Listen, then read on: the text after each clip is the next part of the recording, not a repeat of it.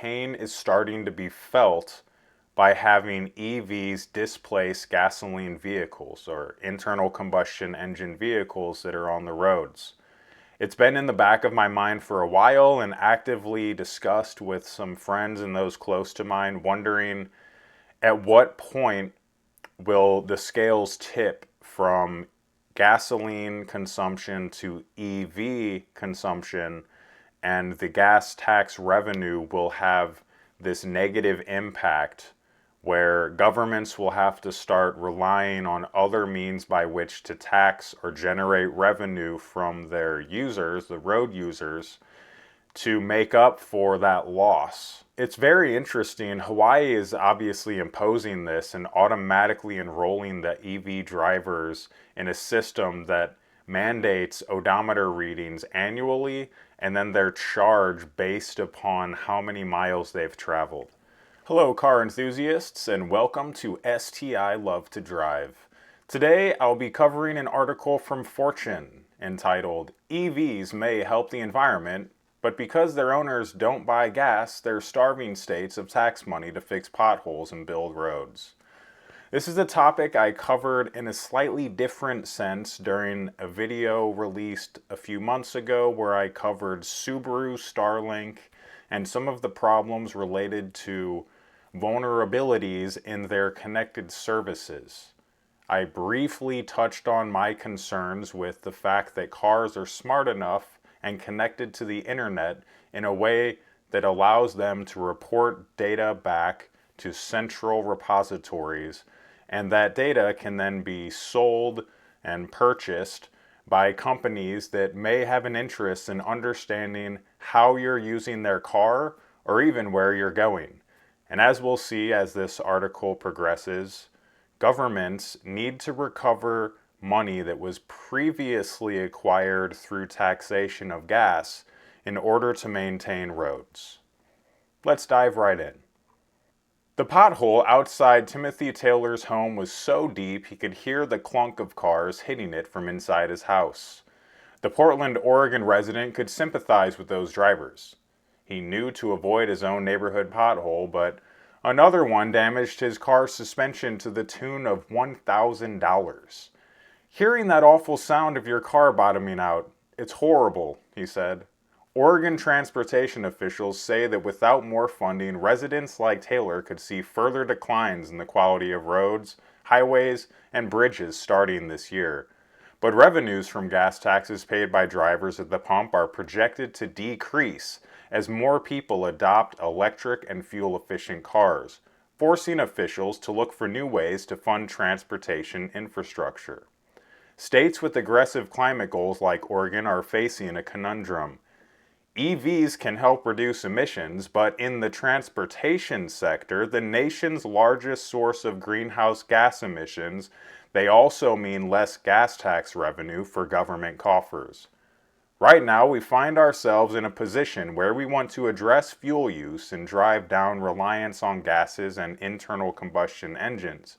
But we need the funds to operate our roads that EVs need to use as well, said Kara Soller, director of Green Energy Institute at Lewis and Clark Law School.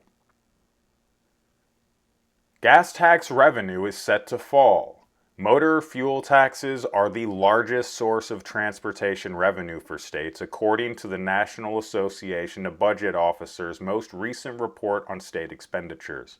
But the money they bring in has fallen.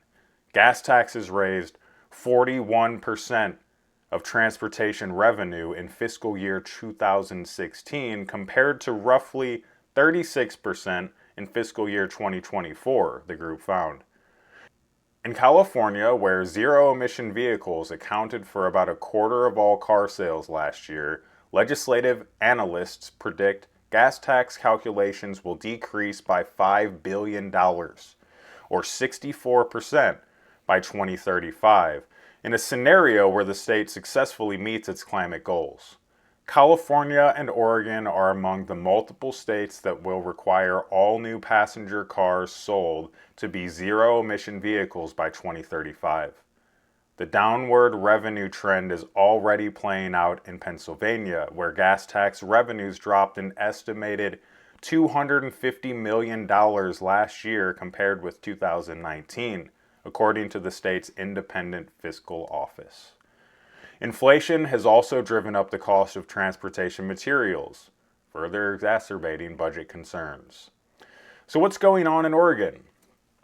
The Oregon Department of Transportation, citing inflation, projections of declining gas tax revenues, and certain spending limitations, has estimated a budget shortfall topping $350 million for the next budget cycle. That could mean cuts to winter snow plowing and the striping and paving of roads, as well as layoffs of as many as 1,000 transportation employees.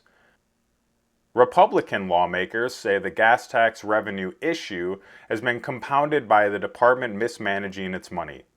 An audit released in January found the department overestimated its revenue for the current budget cycle by over $1 billion and failed to properly track funds. It really is about making sure that the existing dollars that are being spent by the department are being spent efficiently and effectively, said State Senator Bruce Starr, GOP co-vice chair of the Joint Transportation Committee. How states are boosting transportation funding. To make up for the lost revenue, 34 states have raised their gas tax since 2013, according to the National Conference of State Legislatures.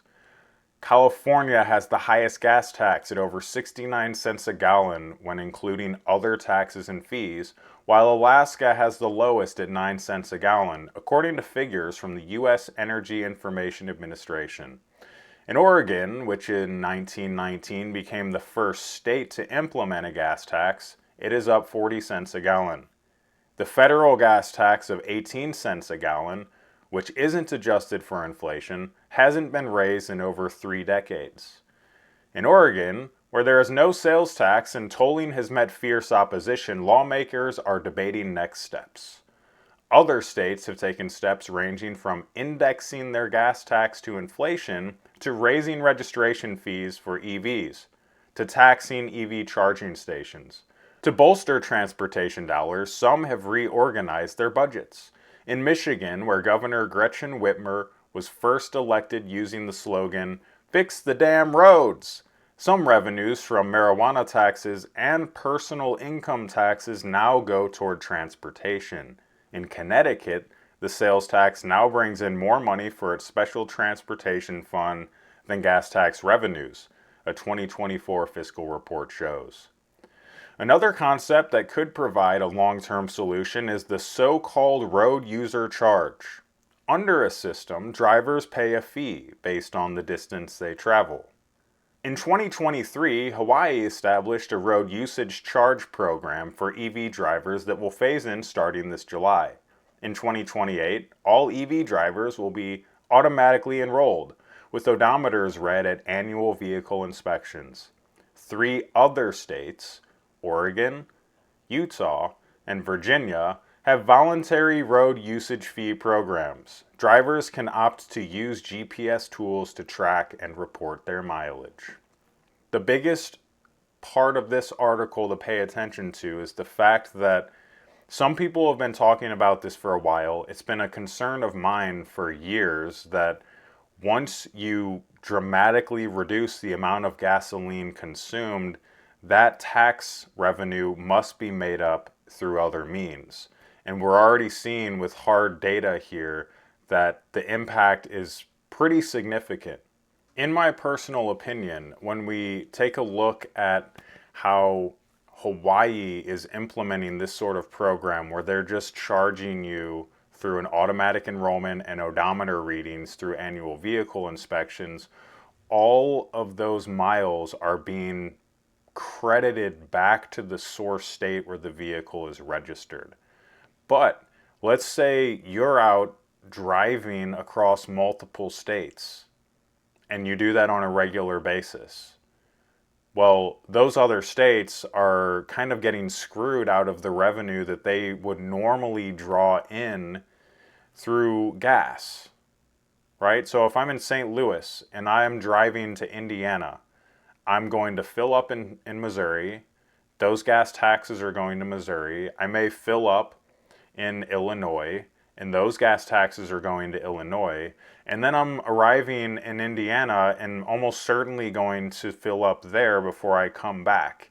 And that same process and set of taxes is mirrored from source to destination, destination to source, and so on and so forth. Each state is gathering taxes based upon the consumption of gas. But if you see widespread implementations of the program like what we're seeing in Hawaii, all of that revenue is being starved from other states. And again, it doesn't really matter in Hawaii because most of the vehicles registered there are going to stay on Hawaiian roads. But within the 48 contiguous states and even Alaska, you're going to have vehicles that are almost certainly crossing state lines. And if you're using other roads and in those states they're not receiving any tax revenue, they're going to be starved of that. So I don't see how they can get around. And as we see this impact hit other states more and more, I really don't see how there can be any way to get around tracking GPS. And maybe they can anonymize the data, but states are going to want to recover revenue that they typically would have received for their roads being used. And how are they going to do that? They're going to track where you go. Maybe it's a problem. Maybe it's not. Maybe I'm overthinking this and blowing it out of proportion. I would love to hear your thoughts, your comments. Drop a comment below. Take care. Have a great day. Peace.